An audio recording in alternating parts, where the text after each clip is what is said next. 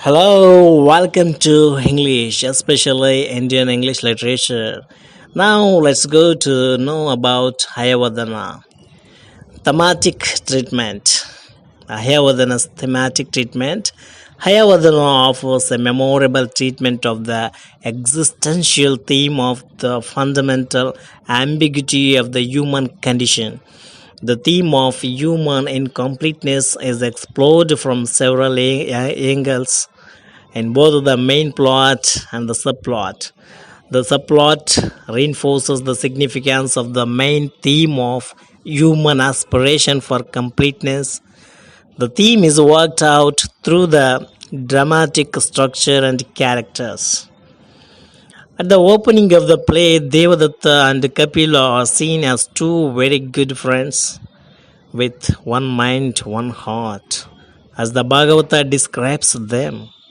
Kapila is full of gratitude to Devadatta for introducing him to the beauty and art and literature. Kapila is the son of blacksmith, and his life would not have changed much if not for Devadatta, son of a Brahmin scholar of Dharmapura. They are devoted to each other. Kapila is prepared to do anything for sake of his friend. Devadatta is a pandit and a poet himself. A contrast is built from the outset between Devadatta, a Brahmin scholar who is delicate looking, and Kapila, a blacksmith but a well built wrestler. When Kapila comes to know that Devadatta is seriously attracted to Padmini, he acts as the mediator between them. Seeing Padmini, he thinks she is a woman who needs a man much stronger than Devadatta. Yet he cannot stop his friend. After the marriage, their relations gradually undergo a change. An attraction starts developing between Kapila and Padmini, and Devadatta, who loved his friend, grows jealous of Kapila and suspicious of Padmini's intimacy with Kapila. The climax of the play comes on their journey to Ujjain. Devadatta is reluctant to go on the journey as he tries to avoid the company of Kapila on the excuse that the pregnant Padmini is not well. Kapila is only too eager. On the journey, Devadatta becomes convinced of the mutual attraction of Kapila and Padmini. When Padmini and Kapila decide to visit the temple of Rudra, Devadatta goes to the temple of Kali and cuts off his head. Soon, Kapila and Padmini return and look for Devadatta. When Kapila discovers the body of Devadatta in the temple of Kali, he decides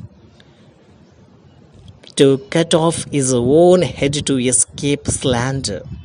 Padmini, who comes to temple searching for both, finds them dead. Goddess Kali gives her a chance to put the severed heads back, but in her confusion, Padmini exchanges the heads. Although the mixed up heads provides humor at the beginning, slowly they pose a serious problem of identity.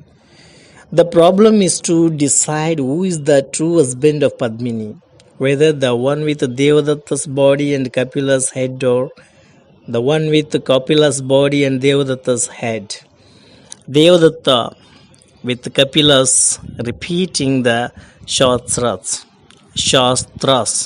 says that of all the limbs of man, the head is the most important, and hence he is the true husband of Padmini. One may observe the projection of the central thematic concerns of the play in this climax, which is highly dramatic. It is also important to observe here that Padmini's desire for a man who has the clever head of Devadatta and The strong body of Kapila signifies the almost unattainable human aspiration for completeness. This theme of human incompleteness at the point of the climax is joined with another theme, that of identity. The theme of identity underlies the modern man's undue emphasis on the importance of the head over the body.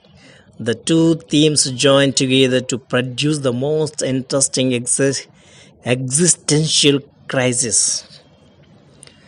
The second act develops the theme further, and the human effort at finding completeness in the first act creates its own peculiar problems.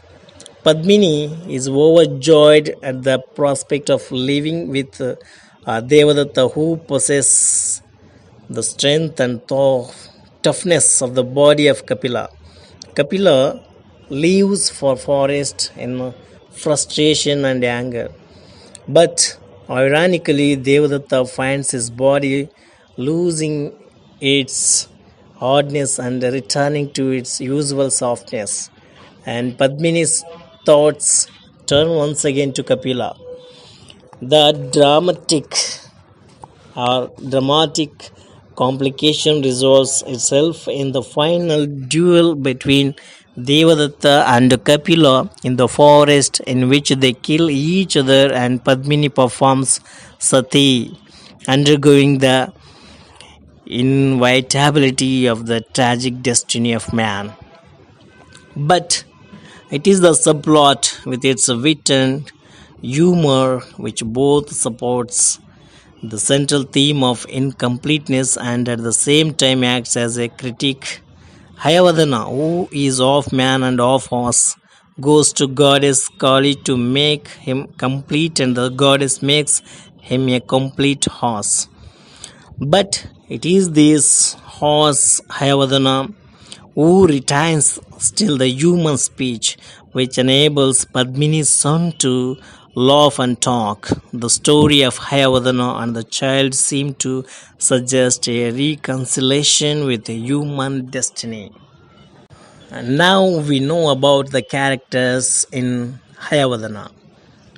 Girish Karnad gives more importance to the working out these thematic concerns and ideas in his plays, and hence the art of characterization receives secondary importance. His characters are interesting, natural, even realistic, but they lack of the compulsiveness of great characters. The three central characters of Hayavadana, Devadatta, Kapila, and Padmini. Now let's go about Devadatta. Devadatta has been described as the handsome, fair, and delicate looking son of the well known Sanskrit scholar Vidyasagar of Dharmapuri. He himself is a scholar and also a poet, and has taught Kapila to appreciate poetry. Both Kapila and Devadatta are good friends until the marriage of Devadatta and Padmini.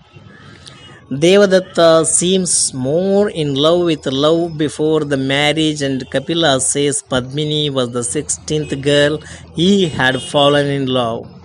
After the marriage with Padmini, Devadatta grows jealous of Kapila and starts doubting Padmini. It becomes clear that Devadatta is meant to represent the importance of the head as against Kapila, who is supposed to represent the strength of body.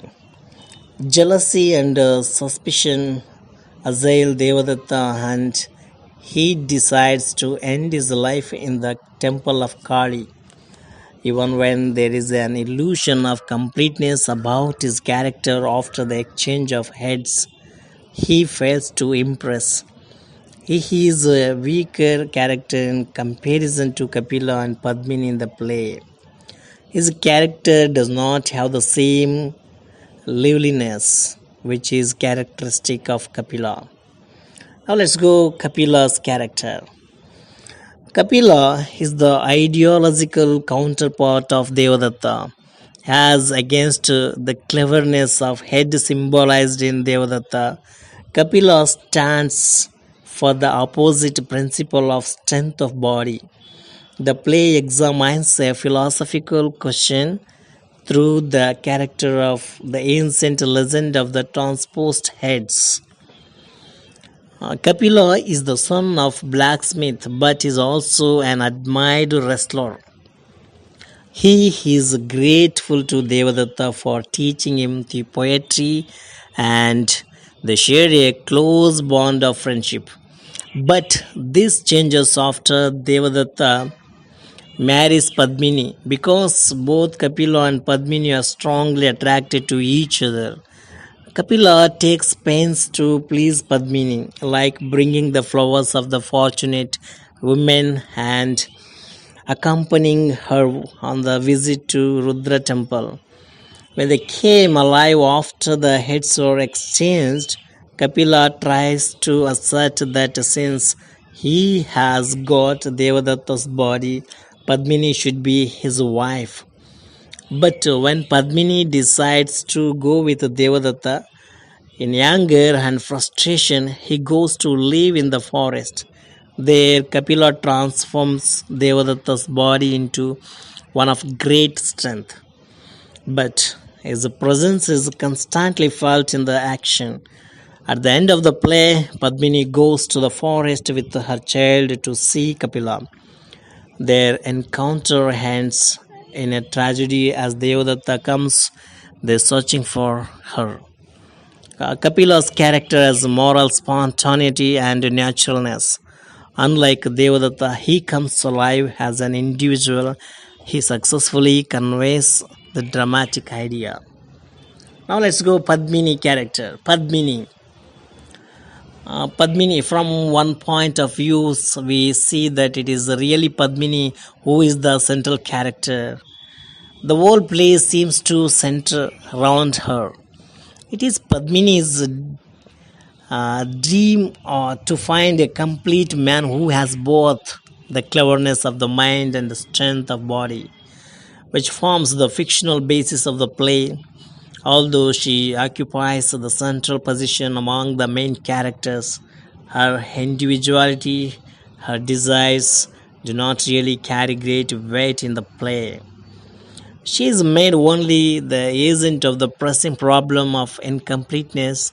She feels an urgent desire for a man with the cleverness of Devadatta and the bodily strength of Kapila, but her significance remains at the surface level because the philosophical problem of incompleteness and identity become more important than Padmini's character.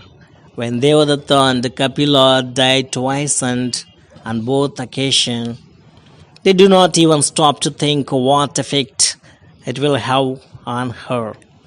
Neither Devadatta, who sacrifices his head to Kali, nor Kapila, who follows his example, stops to think of Padmini's predicament. It is ironical that Padmini's illusion of completeness soon breaks when the changed Devadatta's body once again reverts to its original nature. And once again, Padmini goes to the forest searching for Kapila. The final confrontation between Devadatta and Kapila ends tragically with the death of both, and there is a touch of irony when Padmini performs Sati at the end. Padmini is a strong character in the scene that succeeds to a certain extent in fulfilling her aspiration, although it is a near impossible. Her character helps to bring out the existential anguish of the character, which is central to the play. The character of Padmini also illustrates the predicament of a woman in a traditional framework of society where woman is not really part of